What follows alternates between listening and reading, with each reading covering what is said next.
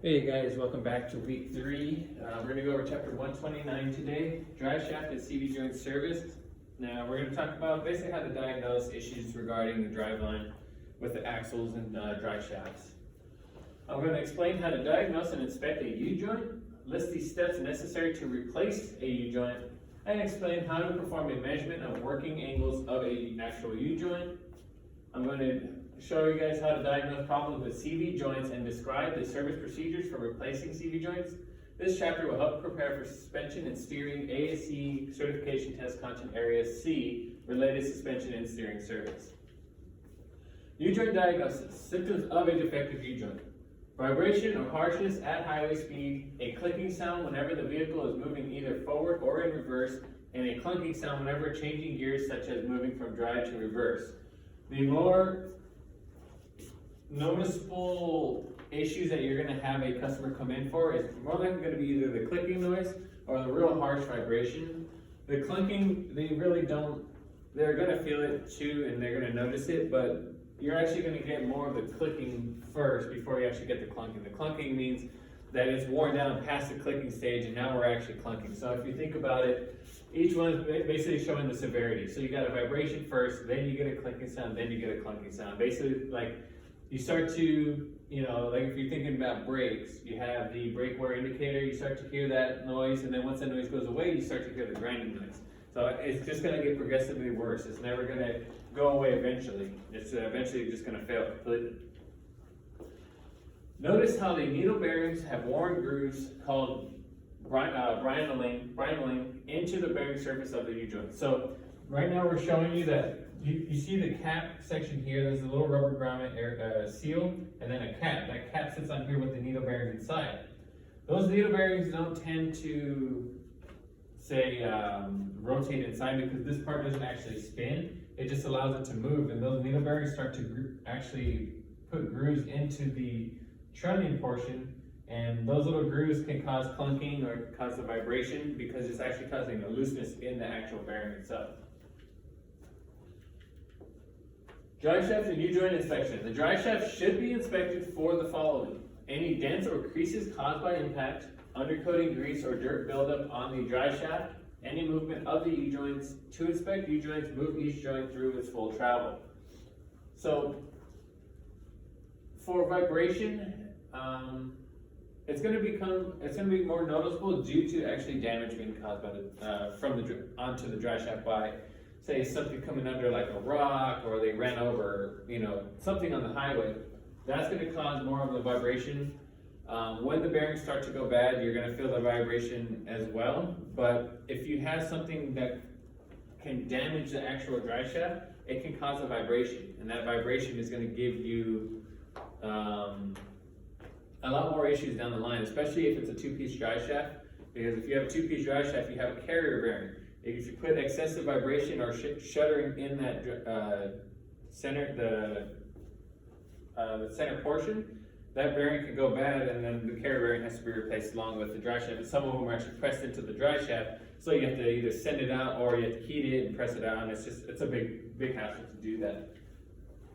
All U-joints and spline collars equipped with a grease fitting should be greased 4 times a year as part of a regular lubrication service. So not necessarily 4 times a year. You can I would recommend at least 2 times a year. People usually get 2 oil changes, one in beginning of the year, one in the middle of the year. So I would recommend at least twice, minimum twice. And you're not only going to grease these fittings, you're actually going to grease pretty much every other suspension component that has a Zerk fitting on it. This one's requiring a special type of tool here. It's a small little needle style that injects grease. Some of them have a larger one if it has the area to allow the grease to go in. But this one actually pushes in. Think of it like kind of like a basketball. You have to push the needle in and through, then you can start putting air in. This one you have to push it in, and then it starts to allow the grease to go inside. Always mark the original location of U-joints before disassembly. When removing a drive shaft off the actual differential, you want to mark what side goes to which, because this drive shaft is balanced for that vehicle, and it's all been mated and is running along. So they're probably going to pull the drive shaft off to pull off this yoke to replace this front seal on the drive shaft itself, or I'm sorry, on the differential.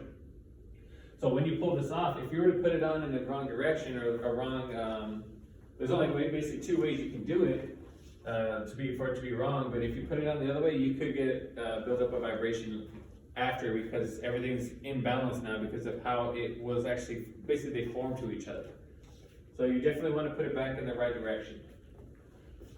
Two types of retaining methods that are commonly used in the rear U-joint differential. You're going to have ones that actually have a U-bolt style, so it actually goes through the yoke itself, loops around, and holds on to the actual U-joint portion.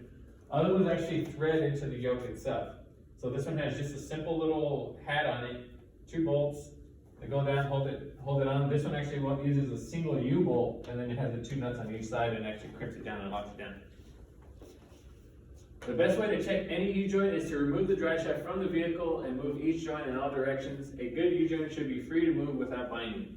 If you have a bad U-joint, when you start to move that portion, you're going to feel it kind of have a lot of tension on it. That tension is because the bearings inside are starting to bind, and it can cause the vibration, it can cause clunking later on, because it's going to start to force through those binding spots, and eventually it's going to cause it to actually break.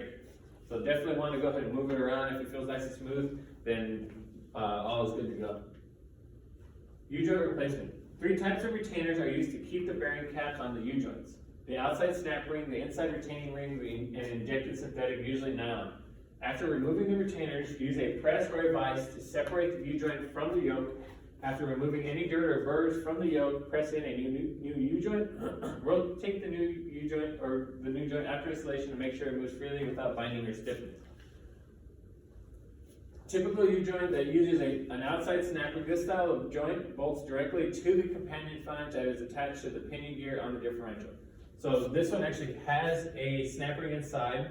Other ones have to be pressed in. These will still have to be pressed out, but there's not as much tension on them as the ones that don't have this, and they're actually just all pressed together like a weird puzzle. And these ones have a flange that bolts directly to the differential, rather than having it lock into those cups with those 2 little retainer, either the retaining caps or the 2 U-bolts that go on each side. So this one bolts directly to it. Make sure you use a 12-point socket for these. Do not use a 6-point, because it will strip these out. So use a 12-point socket, or I have a 12-point wrench that I actually use for these. It's real long, and it gives you the leverage to break them, because if you think about, these have been exposed to the elements for a hell of a lot of miles. So they're going to be hard to get off. I'd also recommend spraying the backside with a little bit of penetrating oil, like WD-40 or the PB-80. Help break them loose, so then when you actually try and crack them, you're not going to go ahead and strip out the head, because then you're going to run into a huge hassle trying to get them off later on. A U-joint that is held together by a nylon and usually requires that heat be applied to remove the yoke. So these ones, actually, you have to heat them up to actually press them out. But it's basically the same concept of having everything pressed together. So you press in one side, and then you drop in on the other side. There's a bit of a pain to get them out to do it properly. I had to do that on the 36 truck that I was swapping the rear end on. Use a vise and 2 sockets to remove a U-joint. One socket fits over the bearing cup, and the other fits on the bearing to press fit the cup from the crosspiece. So you actually use simple sockets, and it actually will press together. And as they come in, make sure you don't go in too hard. You want it to have some bit of play, some bit of movement, but you want them to be recessed in enough to where if it has a snap ring, that the snap ring can fit, or at least they're even on both sides. Taping the U-joint to prevent caps from coming off. When you pull off the drive shaft, these caps aren't held on by anything, so they're actually going to fall off if you don't keep them on. So run some tape around them just to make sure that they don't slide off, because inside you have those small little needle bearings. If it falls and hits the floor, the needle bearings go everywhere. Then you either have to get a new U-joint or spend your time on the floor hunting for all the little needle bearings. A special tool being used to press apart a joint that is retained by injected plastic. Heat from a propane torch may be necessary to soften the plastic to avoid exerting too much force on the joint. So now you're actually heating it up and you're pressing it out to allow the pieces to actually separate from each other. I haven't really been too familiar with the injected plastic style U-joints. I've just done the older style, like the flange style, and then the ones with the actual the C-clips. Removing the worn cross from the yoke. So he pressed up the one side, so you press up the cups on each side, You can get out this portion here, pull the C-clips, now you can press off the other side, take out the U-joint, put in a new one, and then just basically reverse the process. When installing a new U-joint, position the grease fitting in the inboard side towards the dry shaft tube and alignment with the grease fitting of the U-joint on the other end. So they're talking about the grease fitting, so you can actually inject the lubrication into the actual U-joint, because if you think about it, if it's flipped the other way, there's no access to get the actual U-joint to be able to lubricate it. You have to make sure that you can have, because this is the side that actually moves, you're going to be able to actually access it, but you're going to have to spin it in a certain direction and get it to where you can see it, get the grease cut in there and grease up the fitting. U-joint working angles. Unequal or incorrect U-joint working angles can cause severe vibrations. Dry shaft and U-joint angles may change from the original factory setting due to one or more of the following: a defective or collapsed engine or transmission mounts, defective or sagging springs, especially the rear springs due to overloading or other causes, accident damage or other changes in the chassis of the vehicle, vehicle modification that raises or lowers the ride height. So as you lower a vehicle, when the body starts coming down, it's going to start to pivot the suspension. When it pivots, it's going to pivot it up. It can actually get too much of an angle rather than being too low when you raise a vehicle. So when the frame goes up, you're actually getting the transmissions here. Here's the differential. When you raise a vehicle, the transmission is going to get higher away from the differential. So then you're going to increase those angles. When you lower, you can actually go the opposite direction, which then causes too much of an angle in the opposite direction. So the working angle, most U-joints should be at least half a degree. Remember that, you guys, half a degree. So how many is that in decimal points? That's correct, 0.5. To prevent that the needle bearings will rotate in the U-joints, and should not exceed 3 degrees, or a vibration can occur in the dry shaft, especially at higher speeds. The difference between the front and rear working angles should be within half a degree of each other. So they have angle finder tools like this. I've also used one actually on my phone. I set that on the dry shaft, and it actually gives you the angle, and it's actually pretty cool. First you have to calibrate it with earth and all that, and then you can use it actually as an angle finder. It's not as accurate, say, as one of these, because you can set it flush. Your phone, if you have a pace on it, it's going to throw it off a little bit, but it definitely gets you in the ballpark of what angle you actually have for your dry shaft. Placing a tapered metal wedge between the rear leaf spring and the rear axle pedestal to correct rear U-joint working angles. So let's say we do have a vehicle that we lift. We pick the car up, now it's this way, now we have too much of an angle. What we're going to do is we're going to actually put in this wedge where the higher portion is going to be towards the front of the car, because it's going to pitch the differential upward, and when it pitches it upward, it starts to minimize that increase in angle, so it's actually going to get back to factory. Now, it's not going to get it back, the dry shaft is not going to be perfectly level. You don't want it perfectly level, but it's at least going to help with that pitch. Now, if you were to lower a vehicle and go the opposite direction, you're going to put it where it's facing the rear, and it's going to cause it to pitch forward to allow for that increase in angle for when you're lowering it. So you can actually flip and flop these spacers. So it doesn't necessarily give you a lift or it lowers it anymore, it just helps pitch the angle. A transmission oil pan gasket leak allowed transmission fluid to saturate the rear transmission mount rubber, causing it to collapse. After replacing the defective mount, proper driveshaft angles were restored and the driveline vibration was corrected. So because the driveshaft starts to tilt down like this, because of this collapsed rubber mount, it's going to throw off the angles as well. So you have a perfect angle where it should be, but now you have too much, it's too excessive, you're going to get that vibration. You put a new trans mount, brings it back to factory, now you're going to have any vibration anymore. What is the allowable difference in working angles between the front and rear U-joint? So I just told you guys to remember, what was it? That is correct, half a degree, or 0.5 degrees. CV joint diagnosis. When a CV joint wears or fails, the most common symptom is noise while driving. An outer fixed CV joint will most likely be heard when turning sharply and accelerating at the same time. This noise is usually a clicking sound. So a lot of them are more of while you're turning. You're putting a severe angle on that joint. You're going to hear it more when turning. You can hear it when accelerating, but it's not as common as when you're actually turning. In many places, the standard repair procedure is the replacement of the entire drive assembly if there is a CV joint failure. So we don't really rebuild CV joints anymore. We used to have the ability to do so. It was more kind of like if you want to just do your brake pads and cut the rotors. Now we just replace everything as a unit. It is felt that even a slight amount of dirt or water inside a CV joint is unacceptable. That's why they're always sealed. If you have a drive shaft that has a torn boot, or I'm sorry, an axle shaft that has a torn boot on it, and dirt, the grease is getting out of the inside of that boot. So if grease is getting out, what's getting in? Yes, you're going to be getting dirt, you're going to be getting water, anything that the road's going to be thrown at under the vehicle, it can get in that boot, which then causes the CV joint to actually start to go bad. So we're going to want to just go ahead and replace it, even if we see a torn CV boot, because you don't know how long that boot's been torn and how much contamination you have in there and how much damage you've already done. CV joint service. Remove the front wheel and hub nut, disconnect the knuckle, and allow enough room to move outward. Enough to remove the drive axle shaft, remove the axle from the hub bearing, remove the inner joint from the transaxle, disassemble, clean, inspect all components, replace the entire joint if there are any worn parts, reinstall the drive axle shaft in the reverse order of removal. So first they're showing you the steering knuckle. So you have your strap, steering knuckle, axle shaft. Let's say the boot is torn. The hub nut must be removed before the hub bearing assembly or drive axle shaft can be removed from the vehicle.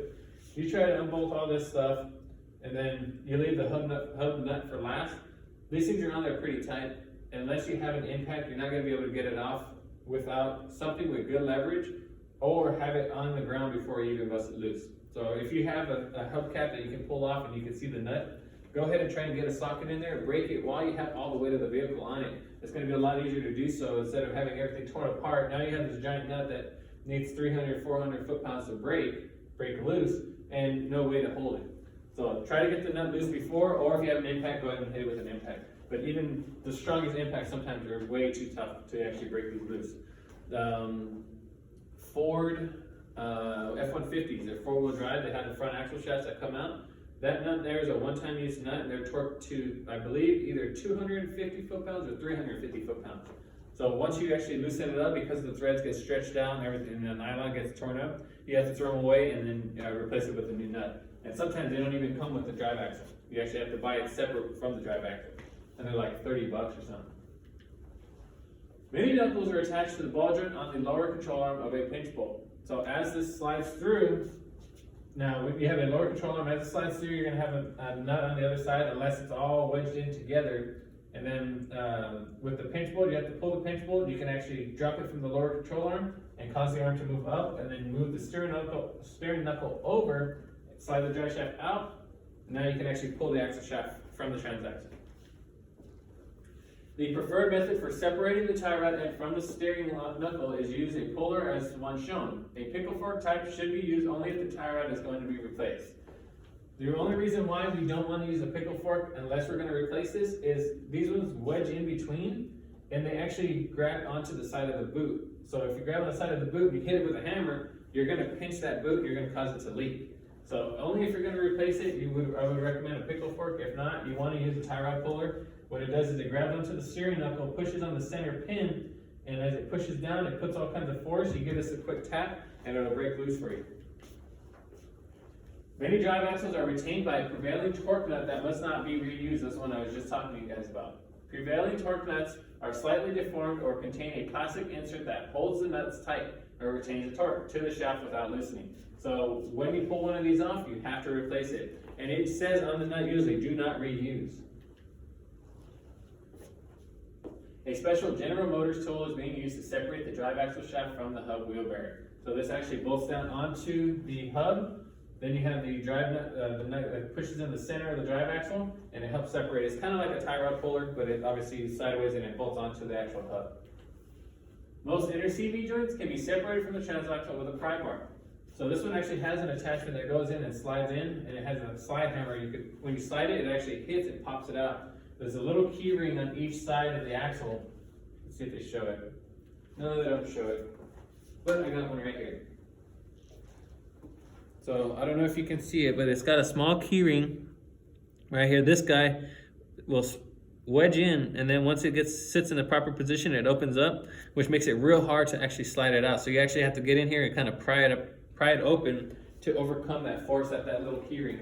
It's crazy how that little piece of steel actually keeps in this entire axle, but it does the job. So make sure you use the pry bar to get it out. Don't just try and jerk on it, because what's in here is just that plunge joint. So if you pull it and the boots come off, you're going to slide the whole axle out, and you're going to have a big hunk of the other side of this, the slip joint sitting inside the transaxle, and you have to pry that out still. So if you want to take it out in one piece, use a pry bar or use a slide hammer with the attachment on it. When removing the drive axle shaft assembly, use care to avoid pulling the plunge joint apart, like I just told you guys. If other service work requires that just one end of the drive axle shaft be disconnected from the vehicle, be sure that the free end is supported to prevent damage to the protective boots or allowing the joint to separate. So if you're pulling it all apart, just to say you get the steering knuckle out because you're doing ball joints, that's probably what they're doing here, they're doing ball joints. Then make sure that you keep it supported just so it doesn't pull on that plunge joint and it cause the boots to tear or to actually pull out of the grabbing area and then causing it to fall out. With a scribe, mark the location of the boots before removal. The replacement boots must be in the same location. I've never really heard anything about not doing this. Obviously, you want them to fit. If you're putting a new boot in it with new grease, then you want them to sit, flush. You want to lock in on one side, lock it on the other side, and then you clamp it down with the given or provided clamps. Most CV joints use a snap ring to retain the joint to the drive axle shaft. So some of these actually have a retainer clip that you have to slide off and get out of the way before you can actually separate everything and rebuild it. So this axle shaft isn't a portion of here. This is an entire cup, and then this clip actually keeps the axle shaft inside the grooves inside the CV joint. After replacing the snap ring, most CV joints can be tapped off the shaft using a brass or shot-filled plastic dead blow hammer. Do not use a steel hammer. You do not want to damage the actual CV joint. So typical outer CV joint, after removing the boot and the joint from the axle shaft, this joint was removed from the vehicle because the torn boot was found. After disassembly and cleaning, this joint was found to be okay and was put back into service. So I know I said that you always want to replace them, but if it has a torn boot and it is relatively quick, like that where you guys spotted it, and there's really no dirt, no buildup, you're gonna have to clean everything before. So I mean, CV joints is a real messy job. That's why I always say just recommend replacement, because it takes, you gotta clean up all that grease to find out that the part's bad, and then you gotta replace it anyways. It's just wasted time. So unless you can see all kinds of dirt in there, then just recommend replacement of it. Be sure to use all the grease supplied with the replacement joint or boot kit. Use only grease applied and do not use substitute grease. The reason why you don't want to use some other type of grease, let's say you use like a assembly lube or something, is because this grease does get hot, and you want it to be able to maintain a certain viscosity, a certain type of amount of lubrication. Because if it starts to melt away, then the ball bearings and everything inside are going to be rotating on pretty much metal to metal. It's going to cause premature wear of the CV joints. A punch being used to keep the rotor from rotating while torquing the axle and shaft spindle nut. So while he's torquing it down, he just slides in. You can either do it here or you do it up here. Slide in a punch and keep it from actually spinning. Keep it from spinning, you can torque it down to what it should be. Now don't over torque, but don't make sure that you don't under torque it either. You don't want that nut walking off on you. What is a symptom of a defective outer CV joint? Let's see if you guys remember. No, it's not that. No. Yes, it is a clicking noise, and you're going to feel it and you're going to hear it on turns. The engine had to be raised higher to get a new non-collapsed engine mount installed. So when you're replacing an engine mount, you want to support the engine. You want to actually bring it up and pick it up higher, because what happens when the joint or the engine mount, when it starts to wear out, what happens? It sits here, now it's going to be sitting down here. It's going to be sitting lower, so you have to actually raise it up a little bit to get it back into stock height. Then you can slide in the new motor mount, put on your hardware. Sometimes you have to move the engine around a little bit because it's actually been flopping around a lot. So you have to kind of wrestle it back into position, run the new bolts through, or not the new bolts, but run the hardware back in through the new motor mount. Drive axle shaft replacement. So what they're actually doing, I know this is actually gonna be inside your guys' book, so I'm not gonna go too much into how to replace the drive axle, because we've kind of already gone over. So they're pulling the hub off, getting off to the side, they're pulling the brakes. So now he has it disassembled, the axle nuts off the center. So he's getting a pry bar. You see he's using this bolt. Don't just use the side of like the aluminum housing, because you can actually crack the aluminum housing. Use a good, clean, hard surface, or if you have to use it against aluminum surface, put a piece of wood in between. That piece of wood will help keep it from actually cracking. Then you're gonna just give it a good nudge, it'll pop it off, and you can slide the axle out, and then just reverse the process. So, like I said, I think in the email, this is pretty straightforward for diagnosis. I think U-joints are definitely a lot harder to replace. There's less work, less steps to get to the U-joint, but just the steps themselves are going to be a lot more difficult. If you guys have any questions, please let me know. Email me, text me, call me, FaceTime, whatever. I am going to be doing the second lecture today as well, so you guys are going to have both lectures for this week. But like I said, if you guys have any questions, let me know, all right? All right, talk to you guys later.